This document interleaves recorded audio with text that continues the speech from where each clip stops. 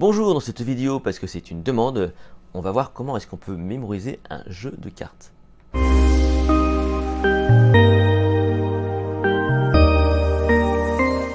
Imaginez être capable de mémoriser un jeu de cartes mélangé en 15 secondes. C'est la prouesse qui a été réalisée par des champions du monde de la mémoire. Parce que oui, effectivement, il y a des championnats du monde de la mémoire.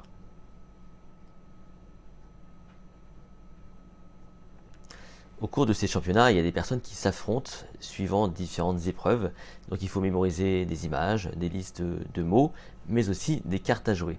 Il faut donc mémoriser un jeu de cartes complet le plus rapidement possible. Et comme je vous le disais, donc il y a des personnes qui font ça en 15 secondes, ils se retrouvent en salle comme ça, ils sont concentrés. Et il y a aussi cette épreuve de retenir plusieurs jeux de cartes à la file. Ce qui fait qu'à la fin, si on a retenu 6 jeux de cartes, un jeu fait 52 cartes, ça fait donc plus de 300 cartes à retenir comme ça dans l'ordre. Et à partir de là, donc, les personnes sont désignées championnes du monde, ou de France, ou de je ne sais quoi, parce que ça se retrouve un petit peu partout dans le monde. Alors, il y a cette dimension prouesse, parce que si moi je vous demande de retenir un jeu de cartes, vous verrez que vous y serez encore dans une semaine, je pense, parce que vous n'aurez pas la méthode, et vous verrez que sans méthode, ça ne marchera pas. Pourquoi? Eh bien, c'est ce qu'on va essayer de comprendre, et on va essayer de comprendre aussi la méthode.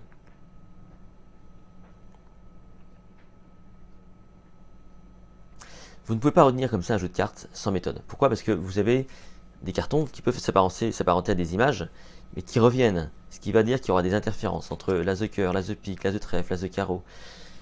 Au bout d'un moment, vous ne saurez plus si c'est un as ou un 6 ou... Donc il y a 4 fois 13 cartes qui se répètent, si vous voulez.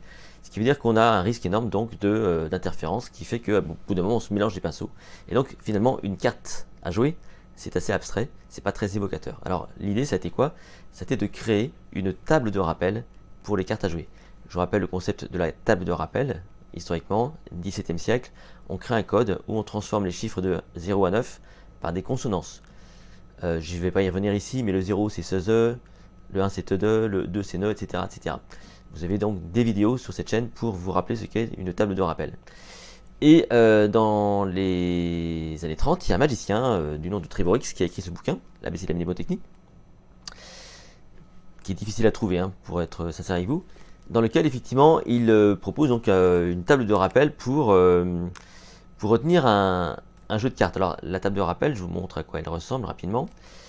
On va reprendre le code classique de 0 à 9, avec le 1 qui fait TE2, le 2 qui fait NE, et on va prendre donc l'initiale, ou le son en tout cas, de la famille. Donc par exemple ici, sous les yeux, vous avez le cœur, l'as de cœur. Le cœur, ça va se traduire par co. Donc on va retrouver co, co, co, co, de l'as au roi. Et on va donc prendre pour l'as, donc c'est le 1. Et le 1 avec la table de rappel, ça se traduit par le te ou le de.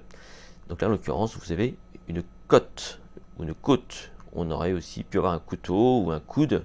Ça aurait pu traduire effectivement l'as de cœur. Si on prend le 6 de cœur, on a le son ko pour le cœur et cheje, donc une coche, une couche, etc., etc.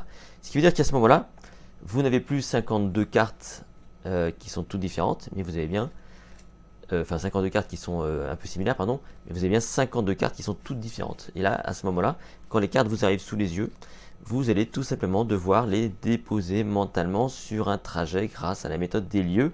Et en reparcourant le trajet, vous revoyez l'image associée. Donc si dans votre maison, je sais pas moi, donc dans le couloir, vous voyez une côte, c'est l'as de cœur, etc., etc.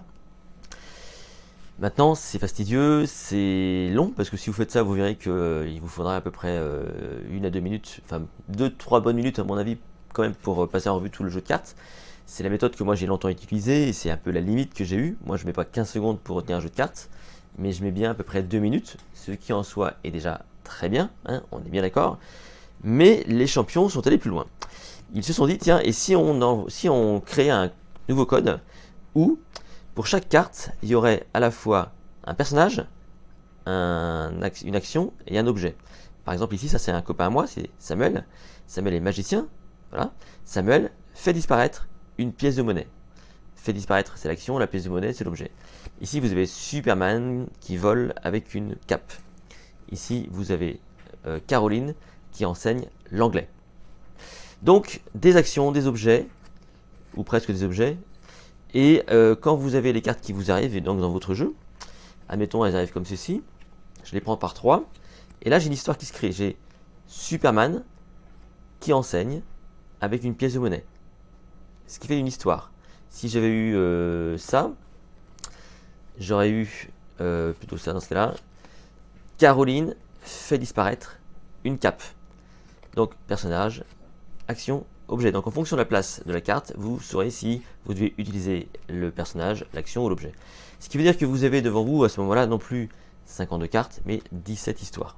17 histoires que vous allez déposer mentalement sur un trajet. Et à ce moment-là, donc effectivement, vous allez plus vite. Donc ça, c'est la méthode la plus récente en fonction des cartes à jouer qui fonctionne bien.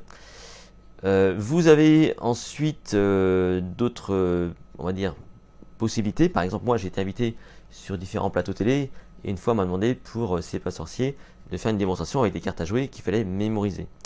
Et à ce moment-là, l'enjeu, c'était plutôt de montrer un truc qui soit intéressant et utile. Quand on joue aux cartes, ce qui est utile, si vous voulez, c'est de savoir qu'est-ce qui reste dans le pli de l'autre. Hein. Par exemple, si vous jouez au tarot, ce qui est intéressant, c'est de savoir qu'est-ce qui reste comme carte. Ou qu'est-ce qui est déjà passé. Hein. C'est pareil pour la belote. Donc, l'idée, c'est pas tellement de mémoriser un jeu de cartes, mais c'est bien d'être capable de déduire ce qui reste. Et moi, ce que je fais, c'est que, enfin, ce que j'ai fait en tout cas, moi, j'écris une autre façon, enfin, une autre table, entre guillemets, plus simple, où j'ai traduit toutes les cartes à jouer par des gens de ma famille. Toutes les cartes de cœur, ce sont des gens, on va dire, donc de ma famille. Toutes les cartes de trèfle, ce sont des copains. Les cartes de pique, ce sont des héros de fiction, comme Superman, là, qui est ici, roi de pique. Et les cartes de carreau, ce sont des copines. Donc, les trèfles, les copains, le cœur famille, pique, héros de fiction, et carreau, plutôt des copines. Et par exemple, l'as de cœur, moi c'est mon grand frère, le roi de cœur c'est mon père, la dame de cœur c'est ma mère, etc. etc. Et donc, pour faire ce genre de choses, qu'est-ce que je fais? Tout simplement, lorsque je vois les cartes tomber, je m'imagine dire bonjour aux gens. Donc si je vois, par exemple, le 6 de trèfle tomber, je me vois dire bonjour à Samuel, mon copain magicien. Si je vois le roi de pique tomber, je me vois dire bonjour à Superman. Et à un moment donné, quand j'ai besoin de savoir qu'est-ce qui reste dans les cartes, je me dis, est-ce que j'ai dit bonjour dans les piques? Est-ce que j'ai dit bonjour à tel personnage? Oui ou non? Etc. etc. Et vous verrez que ça revient assez facilement. On se rappelle à qui on a dit bonjour. Et c'est comme ça que on peut déduire donc les cartes qui sont tombées. Voilà. Maintenant, est-ce que tout ça c'est utile et pratique? Ça va être un peu le sujet de cette conclusion.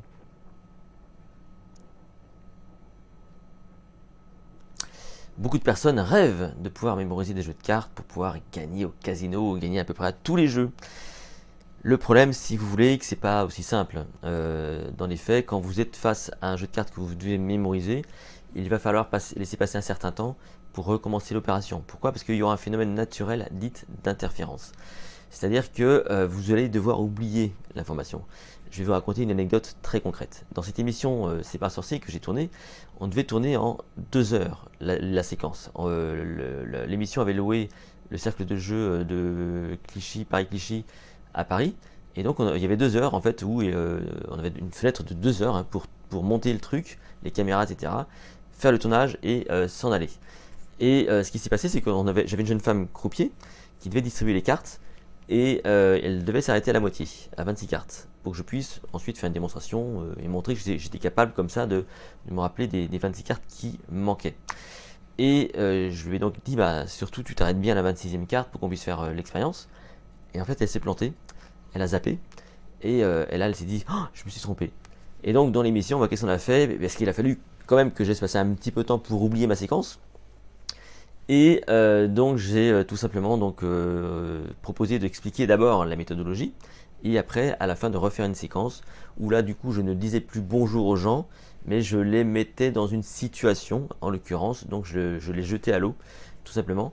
Parce que sinon je ne pouvais plus leur dire bonjour, j'aurais eu une interférence avec les personnes, avec la première séquence, hein, je ne sais pas si vous comprenez ce que je veux dire. Et ce qui veut dire que si vous voulez mémoriser un jeu de cartes, c'est pas très utile dans la vie de tous les jours.